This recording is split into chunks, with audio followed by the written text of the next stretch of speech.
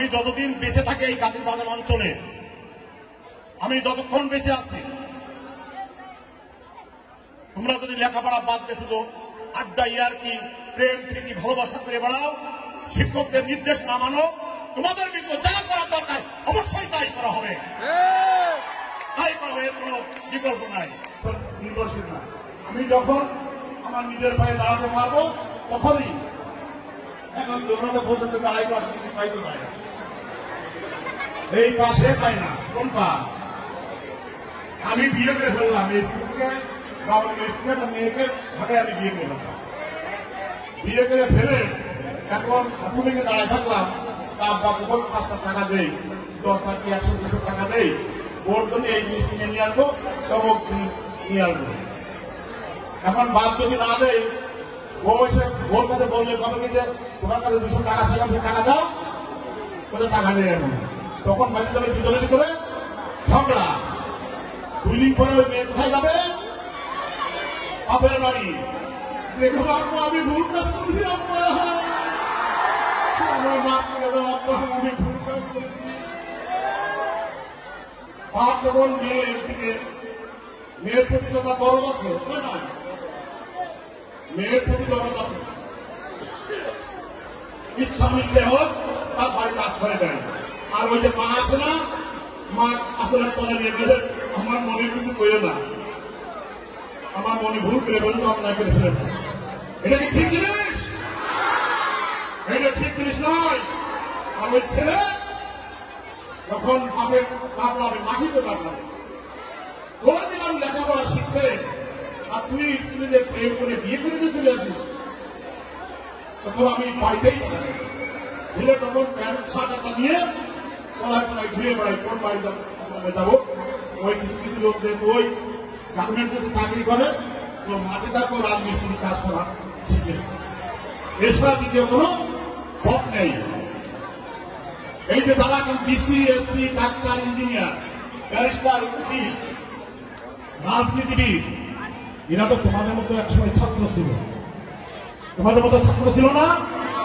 যদি তারা এখন মনোযোগ দিয়ে পড়াশোনা করে এই পর্যন্ত না যেতে পারত, তারা কি বিশেষ হতে পারত? তারা কি ডাক্তার হতে পারত?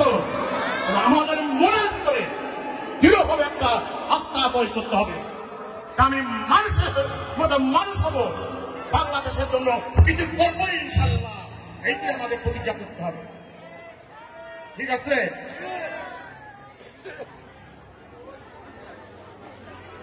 তাহলে আমাদের আজ থেকে প্রতিজ্ঞা করতে হবে, কি প্রতিজ্ঞা করতে হবে?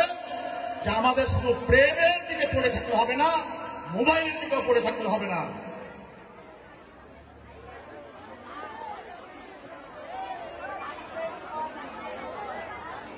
আমাদের পড়াশোনার দিকেও মনোযোগ দিতে হবে। আর শিক্ষকরা যদি বকাঝকা করে, কি করবো তোমরা? দেখাই ছেড়ে দিবানে, বাড়ি আয়, বাড়ি স্কুলে বাইরে আয়, ঠিক না?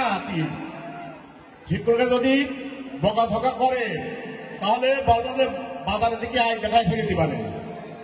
তখন স্কুলের স্যার আর ছাত্রর কোন সম্পর্ক থাকে না, মনে হয় আমি মস্তান, আমার বাপ অমুক নেতা, আমার ভাই অমুক নেতা, আমি স্বাধীন হয়ে গেছি, এখন আমি যা বলবো তাই হবে। অনেকে মাটিতে আর পা দিতে চাচ্ছে না, এখন দেখছি অনেকে মাটিতে পা দিতে চাচ্ছে না, মনে হচ্ছে কি একটা হয়ে গেছে।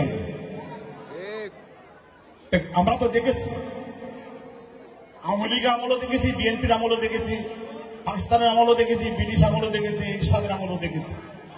ক্ষমতাকে চিরস্থায়ী, ক্ষমতাকে চিরস্থায়ী, ক্ষমতা কোন চিরস্থায়ী জিনিস না, আজকে আছে কালকে ক্ষমতা থাকবে না। কিন্তু মানুষের হৃদয়ে স্থান স্থায়ী, মানুষের হৃদয়ে স্থান করে নিয়ে গেল স্থায়ী।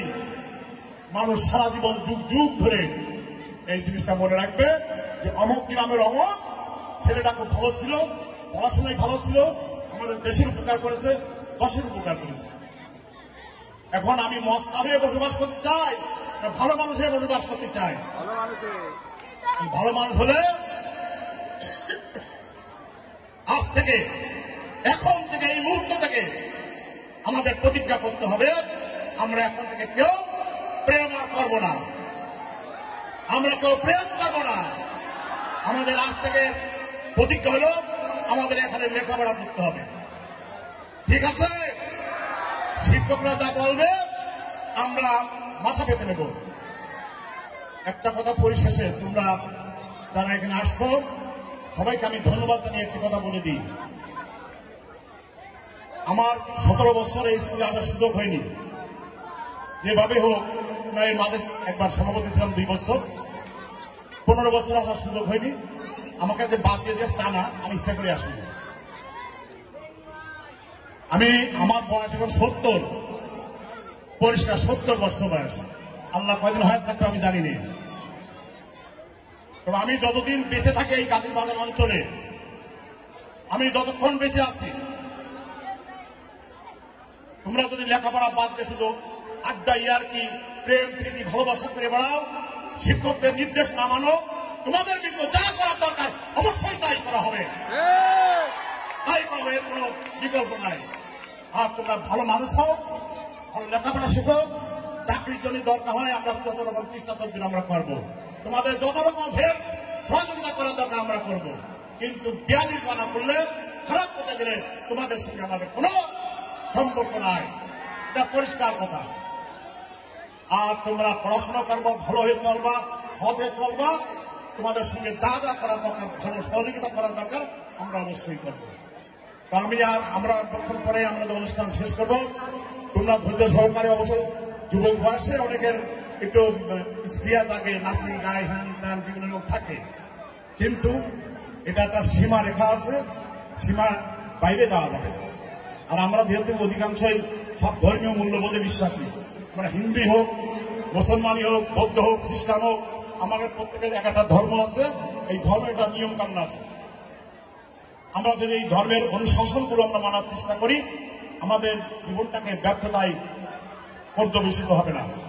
সবাইকে আমার তরফ থেকে আজকের এই অনুষ্ঠানে যে আমাকে দাওয়াত করা হয়েছে, এবং বিশেষ করে অভিভাবক মণ্ডলী, ছাত্রছাত্রীবৃন্দ, সুধীজন যারা এখানে উপস্থিত হয়েছেন, সবাইকে আমার তরফ থেকে আন্তরিক অভিনন্দন জানিয়ে আগামী দিনে সুন্দর একটা ভবিষ্যৎ গড়ার প্রতিজ্ঞা করি এবং ভালো ছাত্র হই, এই প্রতিজ্ঞা করে আজকে আমার বক্তব্য আমি শেষ করছি। ধন্যবাদ সবাইকে।